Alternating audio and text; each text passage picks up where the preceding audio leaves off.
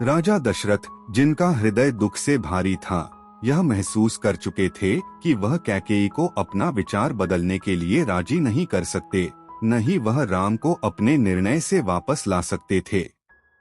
अपनी निराशा के बोझ तले वह दब गए थे। कांपती हुई आवाज में उन्होंने मंत्री सुमंत्र से कहा, राम के साथ वन में जाने के लिए सैनिकों और सेवकों को भेज दो। यह शब्द जो दुख से कहे गए थे, केवल कैकेयी का क्रोध और बढ़ा दिए।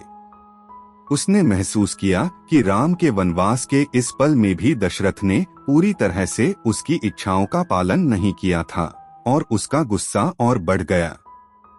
कैकेयी क्रोध से भरी हुई अब अपनी निराशा को और नहीं रोक पाई।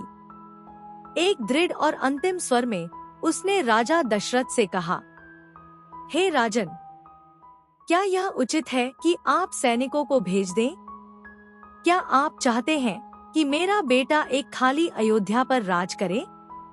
नहीं, राम के साथ कोई नहीं जाएगा। उसके शब्द तेज और अधिकारपूर्ण थे, यह स्पष्ट करते हुए कि वह किसी भी प्रकार के समझौते के लिए तैयार नहीं थी। वह यह सुनिश्चित करने के लिए दृढ़ थी कि राम का वनवास पूर्ण हो और कोई भी उनका साथ न दे। पूर्णतः पराजित राजा दशरथ ने आदेश दिया कि राम, सीता और लक्ष्मण को कम से कम अयोध्या के बाहरी क्षेत्र तक रथ द्वारा भेजा जाए। मैं उन्हें अयोध्या की सड़कों पर चलते हुए नहीं देख सकता, उन्होंने दुख में कहा। चूंकि कैकेयी ने इस पर आपत्ति नहीं की, सुमंत्र ने जल्दी से एक रथ तैयार किया। राम, सीता और लक्ष्मण भारी दिलों के साथ अपने बुजुर्गों के चरणों में प्रणाम करके आशीर्वाद लेने आए। जैसे ही वे रथ में बैठे, अयोध्या की पूरी जनसंख्या रो पड़ी। राजा ने इतना मूर्खतापूर्ण व्यवहार कैसे किया? कुछ ने कहा।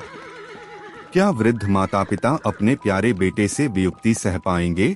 यह चिंता कई चेहरों पर साफ झलक रही थी। रथ धीरे धीरे चलने लगा और राजा दशरथ ने अपने बेटे को आखिरी बार देखने की इच्छा जताई।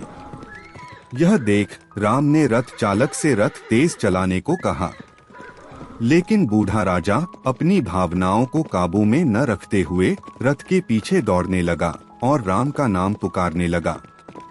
कौशल्या भी रथ का पीछा करने की कोशिश करती हैं और उनका दिल टूट रहा था। अयोध्या के लोग अपनी आंखें फेर लेते थे, क्योंकि वे इतनी दुखद दृश्य को सहन नहीं कर पा रहे थे।